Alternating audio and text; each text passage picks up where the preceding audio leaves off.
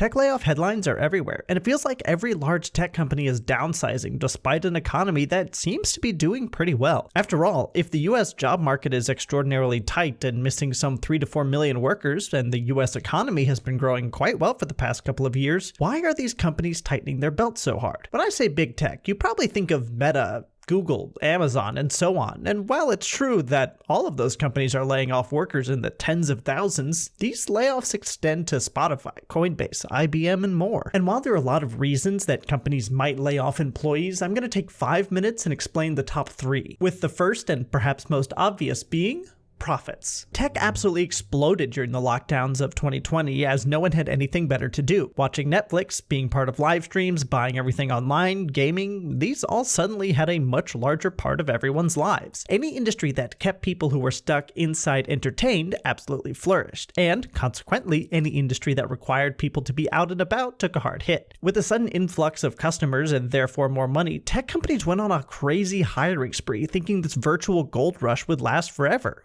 But of course it didn't. As the world opened back up, the scales tipped back the other way and tech started to lose customers as things returned to equilibrium. Now, tech companies had a ton of employees they didn't need and profits were falling. So they essentially just started getting rid of people. However, they didn't just fire the people they'd hired. Rather, they looked at all of their employees and cut the ones they felt they didn't need. This included new employees and employees with decades of experience. A lot of these layoffs were targeted at divisions that weren't really making money, but rather had been running in hopes of building something that eventually would become profitable. For example, Microsoft cut a lot of jobs from its mixed or virtual reality divisions as that industry had proven to be a lot less profitable than most people had anticipated. Amazon has laid off its drone delivery division since that's gone essentially nowhere in the last 10 years. And Facebook is, well, you know.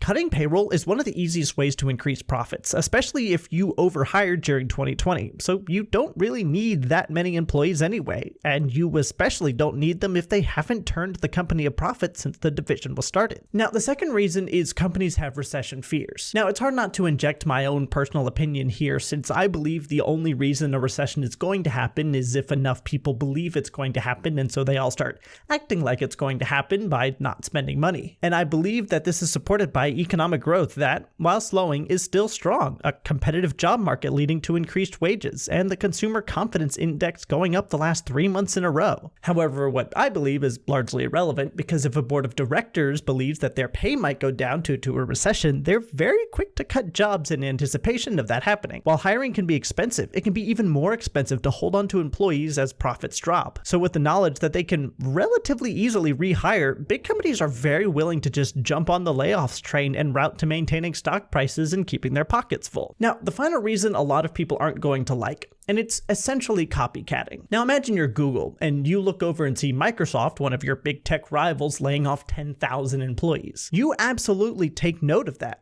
But maybe you don't respond right away. Then you see your other tech rival, giant Amazon, laying off tons of employees. Now, maybe you're really taking note and wondering if they know something that you don't. Suddenly, Meta also starts laying off people, and now you're really worried. Maybe they have better analysts who can predict market trends, and so out of an abundance of caution, you take a look at your staff. And then you realize, well, none of your virtual reality investments are paying off, and clearly companies are leading out on payroll, so you're just gonna go ahead and get rid of a few divisions that aren't increasing your bottom line. Now, obviously, that's a hypothetical, and probably Microsoft is too big to jump the gun like that, but think of smaller companies like Spotify or Snapchat that might not have the resources that Microsoft does. They see the huge players all getting rid of employees and think maybe they need to be doing the same, and so they do. This causes a kind of trickle-down layoff effect that starts with the big companies and then the little ones get scared and follow suit. Now, for what it's worth, most of these employees that have been laid off will probably be fine. A lot of these big companies gave huge severance packages, and almost 80% of these laid off employees have found a new job within the next 90 days. But I also think this signals the end of the classic pick a company and stick with them for life trend that we've seen over the past 100 years or so. Because at the first potential sign of trouble, you become just a number. And then you become unemployed.